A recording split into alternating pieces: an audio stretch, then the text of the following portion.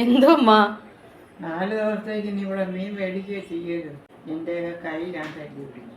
മഹിഷ്മതിയുടെ സിംഹാസനത്തിലിരുന്ന് രാജമാതാ ശിവഗാമി ദേവി ഉഗ്രശാസനം പുറപ്പെടുവിച്ചു കഴിഞ്ഞു. കുട്ടിയും പെട്ടിയും ഒക്കെ പെറുക്കി ഞാൻ എൻ്റെ കുന്തളദേശമായ കുരിപ്പുഴയിലേക്ക് പോകേണ്ടി വരുമോ എന്തോ. ഇത് കേട്ട് മ്ലാനവതിനായി നിന്നെൻ്റെ പുന്നാര നാത്തൂൻ ഓടിപ്പോയി ലോക്കറിലിരുന്ന് ഒറ്റ കണമ്പെടുത്ത് വെള്ളത്തിലേക്കിട്ട്. ഈ ഒരെണ്ണം വെച്ച് എന്തോ ചെയ്യാനാണ് ആവലാതിപ്പെട്ട അവളോട് 5 അപ്പം കൊണ്ട് 5000 പേര് കൂട്ടിയ ക്രിസ്തുദേവനെക്കുറിച്ച് ഞാൻ പറഞ്ഞു. എൻ്റെ പ്രചോദനത്തിൽ ആവേശം ഉൾക്കൊണ്ടവൾ ഓടിപ്പോയി കത്തിയുമായി കണമ്പിന് നേരിട്ടു. 1, 2, 3, 4 ഈ ഒറ്റ മീൻ കൊണ്ട് എന്തോ ചെയ്യുമെന്ന് ചോദിച്ചവളാ. അവൾ ഇന്ന് ഈ കണമ്പ് കൊണ്ട് താജ്മഹൽ പണിയൂല എൻ്റെ തമ്പുരാനെ. മുളക് മല്ലി ഉള്ളി ഉരുവ തേങ്ങ എല്ലാം കൂടി വറുത്ത് ഒടിച്ചിരുന്ന് ഇരിപ്പുണ്ടായിരുന്നു. അതെടുത്ത് മിക്സിയിലൂടെ തട്ടി അതിനകത്ത് ലേശം വെള്ളം ഒഴിച്ചിട്ടുണ്ട് കറക്ക്.